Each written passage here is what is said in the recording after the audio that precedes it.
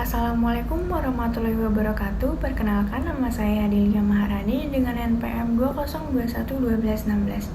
Di sini saya selaku moderator dari kelompok video presentasi dengan mata kuliah Hukum Agraria dan dengan dosen Ibu Reka Ayu Hapsari.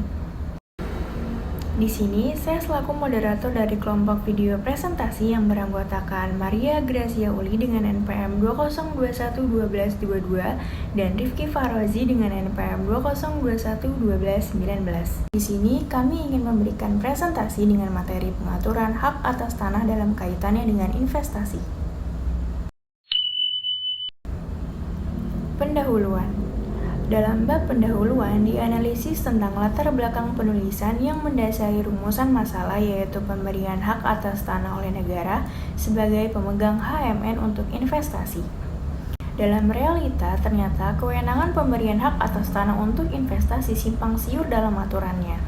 Hal yang demikian tidak sesuai dengan era pasar global yang tidak menghendaki diskriminasi pengaturan berdasarkan asal negara penanaman modal.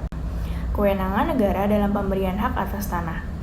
Dalam bab ini dianalisis mengenai aspek kewenangan negara melalui pendekatan perundang-undangan atau statute approach, yaitu dimulai dari kewenangan negara sebelum berlakunya UU-PA dan setelah berlakunya UU-PA.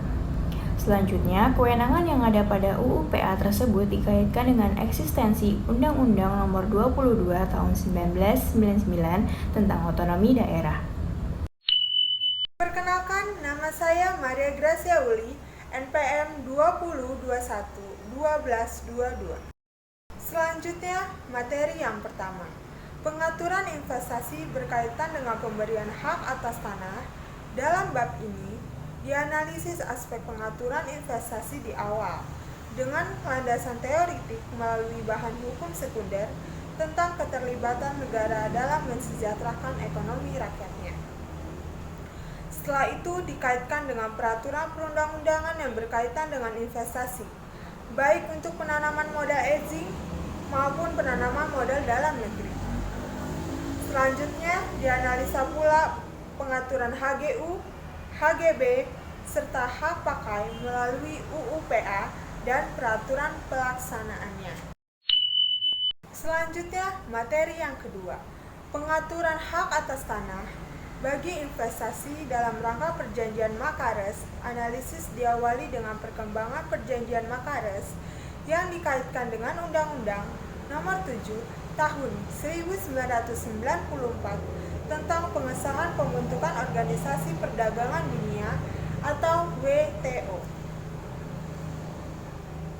Selanjutnya dianalisis perlunya konsep pengaturan pemberian hak atas tanah untuk investasi dalam konteks global sebagai konsekuensinya bahwa Indonesia telah meratifikasi Perjanjian Makares.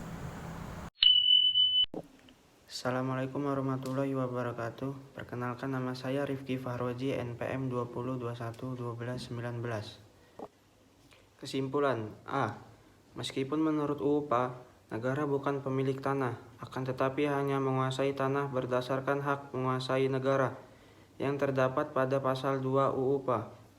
Namun kenyataannya berdasarkan berbagai peraturan perundangan lain yang berlaku di bidang pertanahan, seolah-olah negara adalah pemilik tanah. Hal ini disebabkan karena kekuasaan negara yang dimaksud itu mengenai semua bumi, air, dan ruang angkasa. Jadi baik yang sudah dihaki oleh seseorang, yang dihaki oleh masyarakat hukum adat, maupun yang tidak dihaki oleh siapapun, berdasarkan UU-PA, kewenangan dalam mengatur penguasaan, pemilikan, penggunaan, dan pemanfaatan tanah ada pada pemerintah pusat. Dengan berlakunya UU Nomor 22 Tahun 1999 tentang otonomi daerah, maka ada paradigma baru, kewenangan pemerintah tidak lagi ada raja pemerintah pusat, akan tetapi menjadi kewenangan pemerintah kota atau kabupaten yang merupakan kewenangan otonomi daerah. B. Hak-hak alas tanah yang diberikan kepada investor adalah HGU, HGB, dan hak pakai. Dalam hal pemberian hak alas tanah yang merupakan kewenangan negara, muncul tuntutan adanya penyesuaian substansinya. Kondisi ini menciptakan kesenjangan antara amanat dan cita-cita UU-PA. dengan pelaksanaan atau realita sosial yang berlangsung. Kesenjangan ini ditandai oleh ketidakkonsistenan antara amanat dan semangat dari prinsip-prinsip UU PA dengan penjabarannya dalam peraturan pelaksanaannya.